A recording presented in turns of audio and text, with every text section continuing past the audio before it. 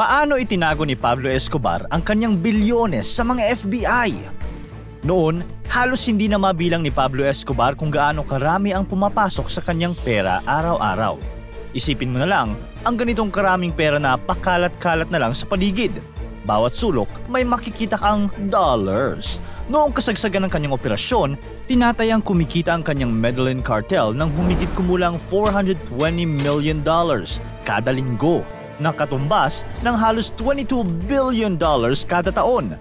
Sinasabi pa ngang gumagastos sila ng $2,500 per month hindi para sa negosyo, kundi para lang sa mga rubber band na nagbabalot ng kanilang pera. Ang yaman niya, hindi ka panipaniwala. Mansyon dito, kotse roon, at may sarili pa siyang zoo na may giraffe at hippo. Pero dahil galing to sa masama, hindi niya pwedeng basta itago kung saan-saan. Kaya ang tanong, paano niya itinago ang lahat ng yun? Tara, pag-usapan natin. Teka lang, sino nga ba si Pablo Escobar? Kung hindi ka pa pamilyar, siya ang itinuturing na pinakamakapangyarihang drug lord, hindi lang sa Colombia, kundi sa buong mundo. Pero kapalit ng kapangyarihang yon, libu-libong buhay ang nawala at binalot ng takot ang isang bansa. Siya ang nagtatagat na muno sa Medellin cartel noong 1970s at 1980s, na naging pangunahing supplier ng illegal na substances sa United States at sa iba pang mga bansa. Itinuturing na hari si Escobar ng illegal substance dahil kontrolado niya ang higit 80% ng worldwide market noong kanyang panahon. Dahil dito, naipon niya ang tinatayang $30 billion sa kanyang panahon.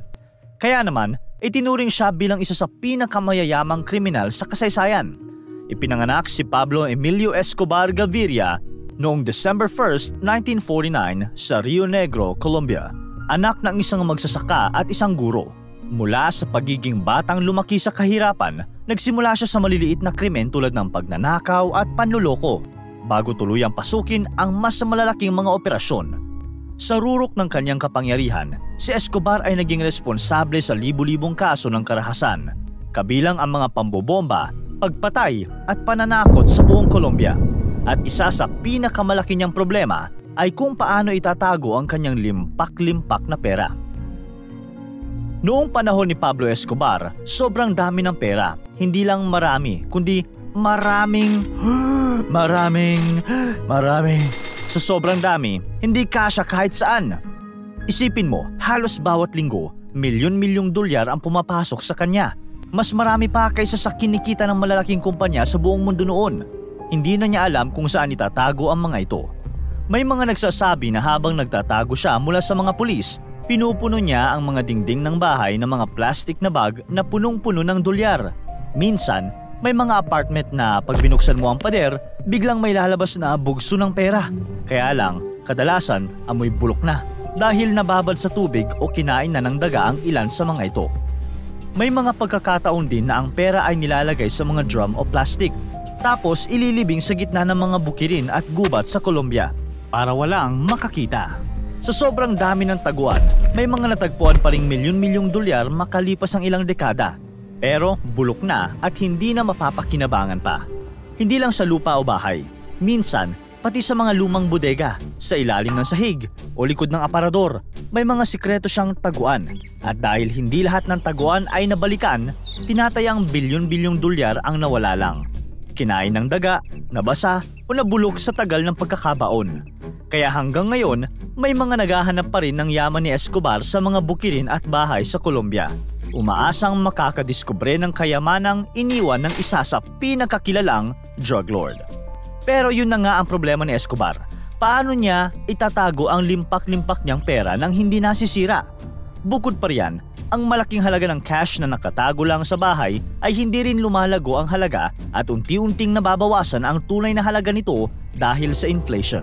Kaya bihirang-bihira itong ginagawa ng mga naglalakihang kriminal. Ang pinaka-safe na paraan ng pagtago ng pera ang ipatago ito sa bangko. Kaya lang, may problema.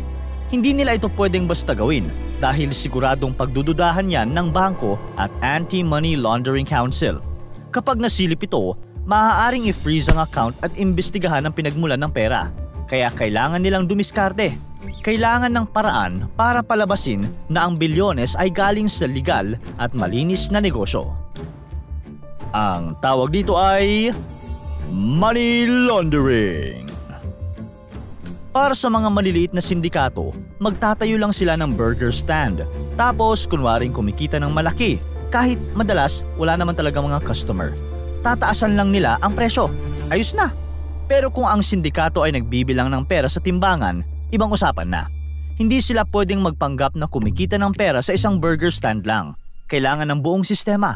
Mga kumpanya, mga transaksyon sa iba't ibang bansa, mga taong handang sumugal kapalit ng porsyento ng kayamanan nila. Noong panahon ni Escobar, hindi pa ganoon kahigpit ang mga batas at regulasyon sa international trade at financial transactions. Kaya ang ginagawa ng kartel, diretsong bumibili sila ng napakaraming ginto mula sa Italy na sa sobrang dami, halos naapektuhan ang presyo ng ginto sa buong Europe. Kung sobrang dami kasi ng ginto na binibili at inilalabas sa merkado, pwedeng magdulot ito ng biglaang pagtaas o pagbaba ng presyo ng ginto dahil nagagalaw ang balanse ng supply at demand. Ang mga gintong ito ay pasikretong pinapadala pabalik sa Colombia. Kadalasan ay sinusuhulan na lang ang mga opisyal para makalusot sa customs at border control. Minsan, binibenta muna ang ginto sa Panama at minsan naman, pinapanday ulit ito at ibinibenta sa mga local official o mayor sa Colombia. Itinatala ng mga mayor na parang galing sa minahan sa kanilang bayan ang ginto, kaya't binibili ito ng gobyerno bilang lehitimong produkto. Sa madaling salita, ginagawa nilang mukhang legal ang ginto na galing pala sa kartel. Dahil dito, ang perang mula sa illegal substance ay nagmumukhang malinis at legal gamit ang ginto. What a golden opportunity! Hindi lang noong panahon ni Escobar ginagamit ang ginto para itago ang pera mula sa illegal na kalakalan. Matapos siyang mamatay, ginamit din ng iba pang mga sindikato gaya ng Sinaloa Cartel ang parehong paraan. Bumibili sila ng ginto sa Amerika gamit ang perang galing sa illegal substance. Pinapanday o tinutunaw ito sa mga paggawaan ng ginto, tapos binibenta uli sa mga kumpanya. Kahit maliit lang ang porsyento ng komisyon ng mga kasabwat, milyon-milyon pa rin ang napupunta sa kanila dahil sa laki ng halaga ng transaksyon. Noong 2020, lumabas sa mga ulat na may isang kumpanya sa Dubai na bumibili ng malalaking halaga ng ginto mula sa mga sindikato. Ang ginto na ito ay naibebenta sa malalaking kumpanya sa Amerika kung saan ginagamit ito sa paggawa ng mga produkto tulad ng cellphone, kotse at computer. Ibig sabihin, posibleng may parte ng ginto sa mga gamit natin ngayon na dumaan sa kamay ng mga sindikato. Pero kahit gaano kaingat, hindi lahat ng plano ay ligtas. Sa New York, may tinatawag na cycle na paulit-ulit. Kontrabando, ginto, pera. Ikot lang ng ikot at hindi natatapos. Ayon sa mga prosecutor, mas madali pang ipasok ang mga ipinagbabawal na kalakal sa Amerika kaysa ilabas ang kita pabalik ng bansa. Ibig sabihin, kahit mabilis makapasok ang iligal na produkto, mas mahirap at mas delikado para sa mga sindikato na mailabas at malinis ang malaking kinita nila. Dahil mas mahigpit ang mga batas at mas tutok ang pagbabantay sa galaw ng pera kaysa sa mismong kalakal. Kaya't gagawin ng mga kriminal ang lahat ng paraan para mapanatili at magamit ang kanilang kinita, kahit gaano pa ito kahirap itago. Pero hindi dito nagtatapos ang kwento. Marami pang mas malalaking kaso at mas creative na paraan ng money laundering ang nangyari at patuloy na nangyayari sa buong mundo. Ang mga bangko, kahit may tungkulin silang magbantay laban sa money laundering, ay nagagamit pa rin minsan sa paglipat o pagtatago ng iligal na pera na madalas dahil sa kahinaan ng sistema o kakulangan sa pagbabantay. May isang pagkakataon na napuno ng cash ang mga bangko sa Florida. Hindi lang milyon, kundi bilyong dolyar. Samantalang kulang sa cash ang ibang estado. Dahil dito, nagtaka ang mga investigador at sinimulan nila ang Operation Greenback. Sa investigasyon, natuklasan nilang tahimik na tumatanggap ang ilang bangko sa Miami ng napakalalaking deposito ng pera mula sa mga kartel. Madalas na walang sapat na dokumento o tanong-tanong. Ang sobrang daming cash na pumapasok ay posibleng palatandaan ng money laundering na konektado sa iligal na kalakalan. Hindi lang pera ang umiikot sa mga transaksyon ng sindikato. Minsan, kalakal ang ginagamit. Halimbawa, binibili ni El Chapo at ng Sinaloa Cartel ang malalaking volume ng damit mula sa Los Angeles gamit ang perang galing sa iligal na gawain. Ang mga damit na ito ay dinadala sa Mexico at doon ibinebenta. Sa papel, mukhang legal ang transaksyon dahil produkto ang binili at ibinenta, pero ang pinagmulan ng pera ay mula pa rin sa krimen. Hindi palaging high-tech o sobrang komplikado ang money laundering. Minsan, simple lang ang diskarte. Tulad ng ginawa ng Cali at Medellin cartels, gumamit lang sila ng mga check cashing store sa New York para ipadala ang pera pabalik sa Colombia. Ang check cashing store ay mga tindahan kung saan pwedeng ipapalit ang tseke para maging cash kahit wala kang bank account. Ginamit ito ng mga cartel para mabilis na gawing cash ang malalaking halaga at maipadala ito sa ibang bansa. Kahit mukhang basic ang paraan, umabot sa halos $800 million ang naipuslit nila bago ito nadiskubre at nahinto ng mga otoridad. At kahit ilang beses nang nabubuko ang ilan, tila hindi naman ito natututo.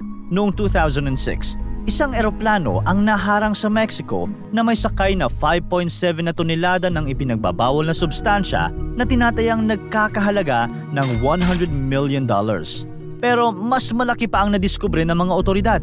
Napatunayan nilang ang perang ginamit pambili ng eroplano ay nalinis at pinadaan sa Wachovia, isang malaking US bank na kalaunan ay naging bahagi ng Wells Fargo.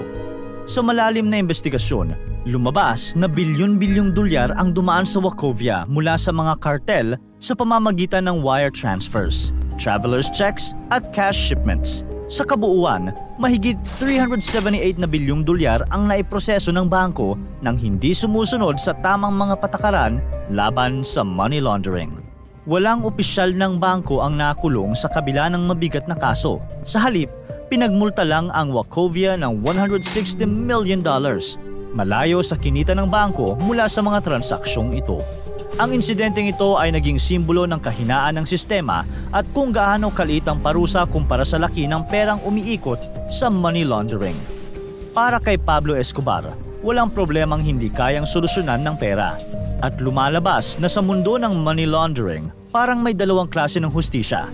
Ang mga maliliit na pagkakamali agad pinaparusahan, habang ang malalaking kumpanya, kahit makisali sa cartel money, basta't magmulta lang, tuloy ang negosyo. Pagkatapos ni Escobar, gumamit ang mga sindikato ng iba't ibang paraan para itago ang pera, tulad ng pagdeposito sa malalaking bangko gaya ng HSBC at paggamit ng cryptocurrency para hindi na matuntun kung saan galing ang pera.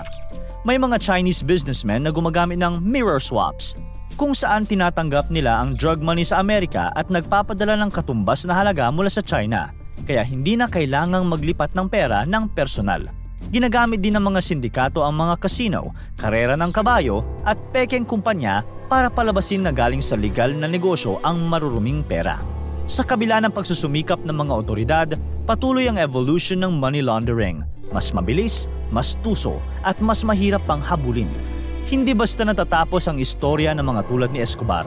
Habang patuloy na umuunlad ang mundo, kasabay din nitong kumakalat ang anino ng blood money.